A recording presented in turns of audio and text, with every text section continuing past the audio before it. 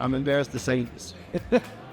There was never a point that I was excited to knock on your butt store. Really, to be honest with you, I dreaded it every single time. Yep. I never liked knocking on anybody's door. Yeah. And one of the things that I would do is I would show up early to the house sometimes just to kind of give myself a pep talk. And what I would also do is I would tell myself this very thing. Remember, it's all about telling stories, right? We're always telling ourselves stories, right? Yep. So why don't I tell myself this story that's going to have a good ending, right? With one that's desirable. We're going to tell ourselves a story. Then why don't I tell myself a story that's going to be ideal for my life, right? So here's the story that I would tell myself. I would always listen to the call, right? We're going to go into like how I got things set up, but the first thing I wanted to do was just talk about how to get myself set up and how I'm telling my teams to get things set up from the mind perspective, right? Mentality perspective. Because again, we can't sell anyone if we're not first sold, right? And it happens between our ears. So then the thing that I would do every single time.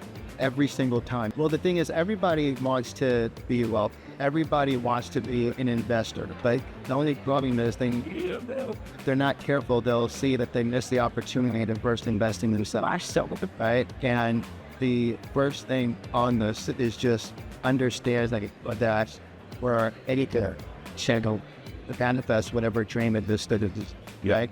And when it comes to this, the first thing that I'm going to ask is this. Can I just kind of start with myself first with this, Bob?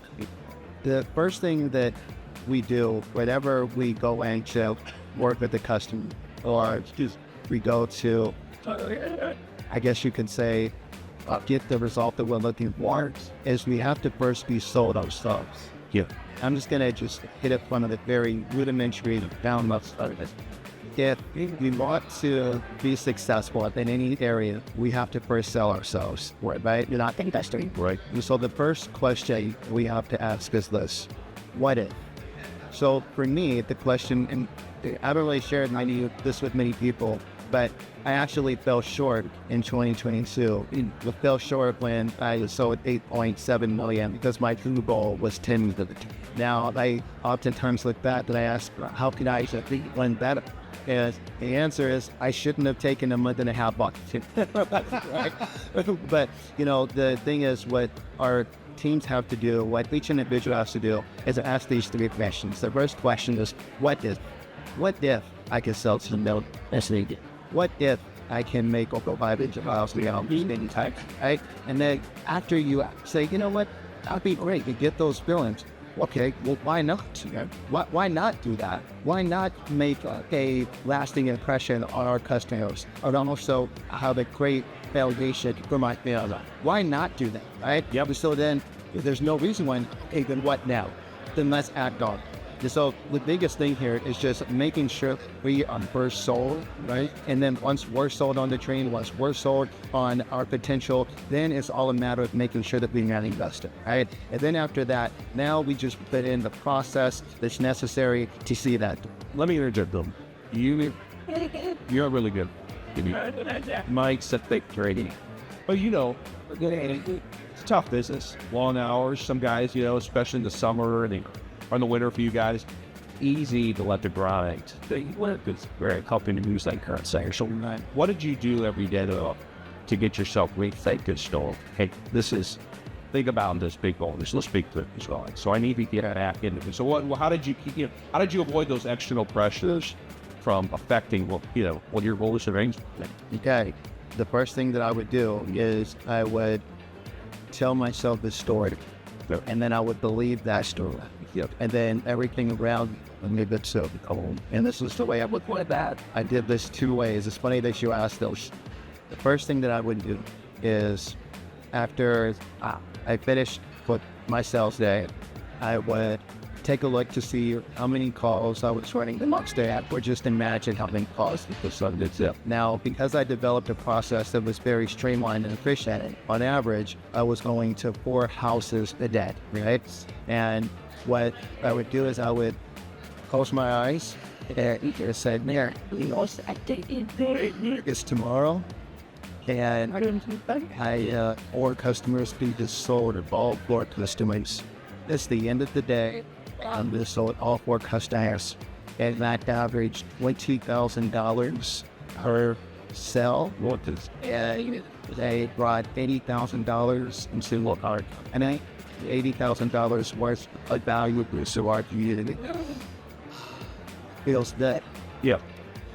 What am I doing to celebrate? I don't know. What I get to celebrate is they went out and I got sushi. I think that the spicy sushi because I know that I'm not spoiled it. Right?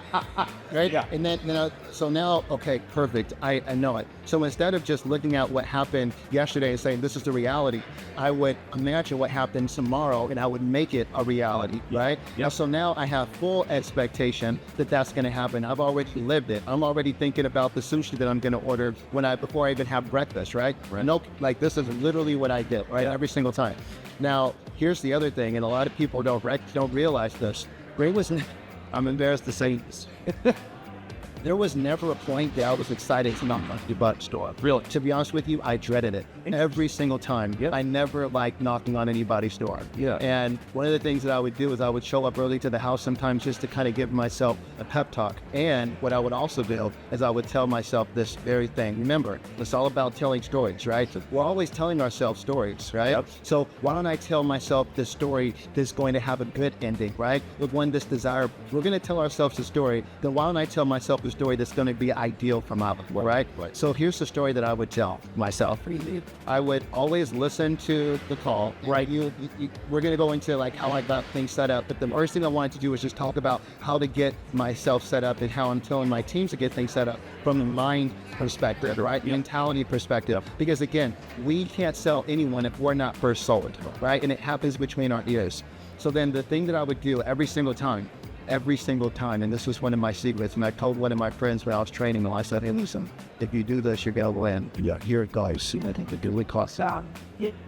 It's actually going to say, this is what I'm saying. Right. They say, okay, I don't know. Not good also. Leaving Mrs. Roberts' house, Daryl, just sort of think I did so much of you to go. And I was able to do this. It's great. How did you ask this Roberts business? I went to business because the moment that I walked in the door, I smothered off to when we sat down, I listened. She had a dog. I engaged the dog, even though I'm allergic to dogs. And I petted, and it never seemed like the dog was a nuisance to me.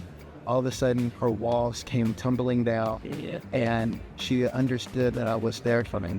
And then what I did was I spent extra time communicating to her how the system works, so that way she understood exactly what she was buying, exactly what she was investing. I've also painted the picture with her.